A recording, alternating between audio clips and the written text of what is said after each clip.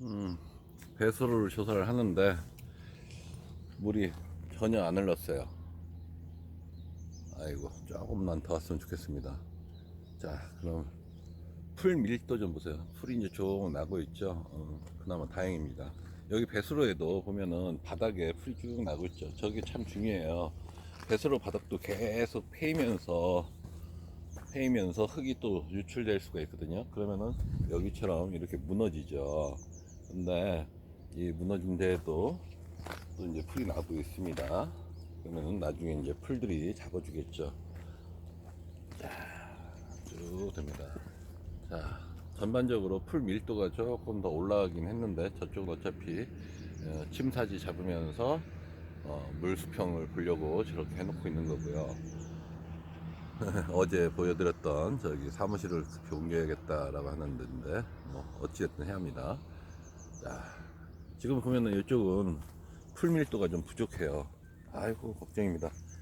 이게 풀 밀도가 조금 더 높아서 빨리빨리 여기를 채워야 하는데 아직도 풀의 밀도가 약해요.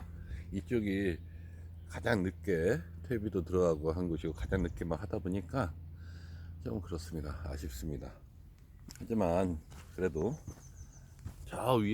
그래서 저 위에서 물기를 일단은 돌려놨어요. 돌려놓고 그리고 대비를 하고 있는데 그래도 여기 면적 자침수 여기에서 나오는 물이 어, 스스로 한 곳으로 모여가지고 흙을 패일 수가 있기 때문에 조금 풀 밀도를 높여야 합니다. 만일 안 된다라고 하면은 여기 전부 다 고랑을 따가지고 물을 저쪽을 한쪽으로 유도를 해야겠죠. 조금 더 장마가 오기 전에 풀이 좀 더 자라기를 기대를 해보고 저쪽처럼만 자라도 좋겠는데요. 기대를 해보고서 그러고서 그렇지 못하면은 좀 문제가 발생되겠다라고 생각되면은 이제 고랑을 딸 겁니다. 고랑을 따가지고 물이 분산되어 완만하게 한쪽으로 유도하는 쪽으로 나가게끔 만들 거예요. 야, 여기도 전부 보면은 토사가 유출돼서 돌멩이들이 막 나왔죠. 이런 잔돌들은 포도나무한테 전혀 문제가 없는데 오히려 유리하거든요. 그런데 지난번 비에 사실은 유출이 됐던 거예요. 토사가 상당히 많이 나가고 돌이 많이 패였죠. 예, 그렇습니다. 어디든지 새로 조성하는 과원은 항상 토사 유출이 심할 수 있다라는 걸 개념을 잡으시고서 하셔야 해요. 그래서 지금 이런 데는 풀의 밀도가 제법 그래도 상당히 됐습니다. 이 풀들을 어느 정도 또 자라게 되면은 저희는 먼저 제초기로 저쪽에 있는 트랙터와 그 뒤에 매달린 제초기가 이 초원을 막 달리면서 유기질을 갖다가 베가지고 다시 이제 땅속으로 넣을 거예요. 그래서 풀 베는 건 걱정이 없는데 토사가 유출되는 건 걱정이 됩니다.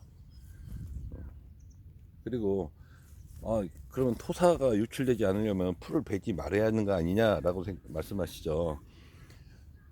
사실상은 이 낙엽 혹은 이 건초들이 집 표면에 쌓여 있으면요, 그게 서로 얽히고 설켜 가지고 오히려 토사 유출이 안 됩니다.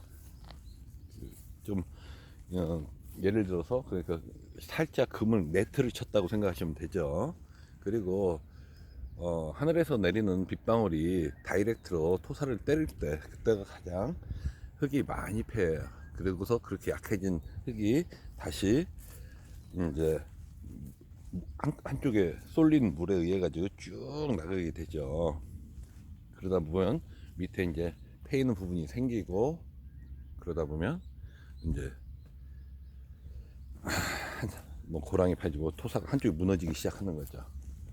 아이고 참 할 일이 태산이고 여건은 아직 미비하고 걱정입니다. 여기는 퇴비를 넣었는데 좀 너무 늦게 넣었어요.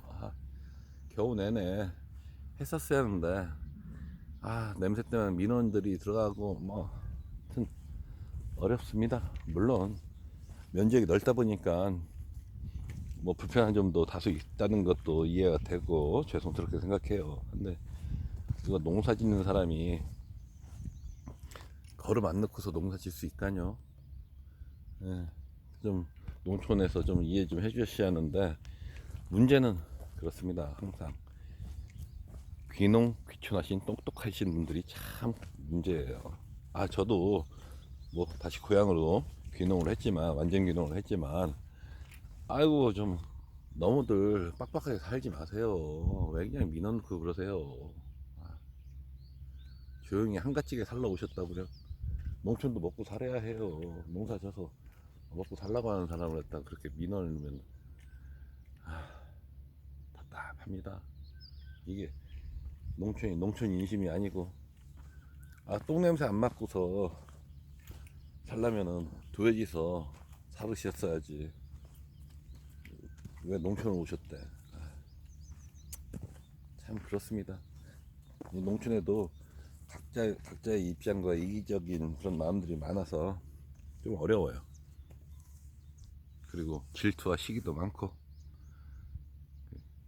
그래서 여러분들이 물론 여러분들 각자 사회에서 다 자리를 잡으시고 사시겠지만 이게 시골 내려오면은 시골 정서라는 게 또 다른 게 있어요. 뭐 그런 게 있어가지고 쉽지가 않습니다. 쉽지가 않고 그 꼭 동네에 꼭 한두 명 꼴통들이 있죠. 누구나 다 인정하는 그 꼴통들 다 맞습니다. 아 여기는 진짜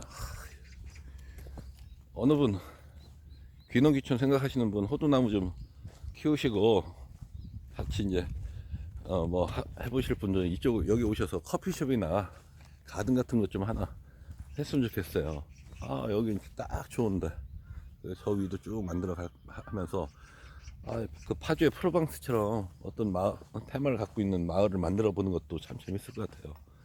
그렇다고 제가 커피숍에서 커피 따르고 있을 수 있는 저기는 아니고 뭐 그런 걸 해본 적도 없고 뭐 저는 제가 해야 할 농사 일을 하고 그냥 여기다가 커피숍 하나 차리고 그리고 호두나무 보면서 호두 관하고 야 여기다 양 풀어놓으면 멋있겠잖아요. 양떼 몇 마리 양도 풀어놓고 뭐 공작도 키우고 닭도 키우고 말도 타고 다니고 뭐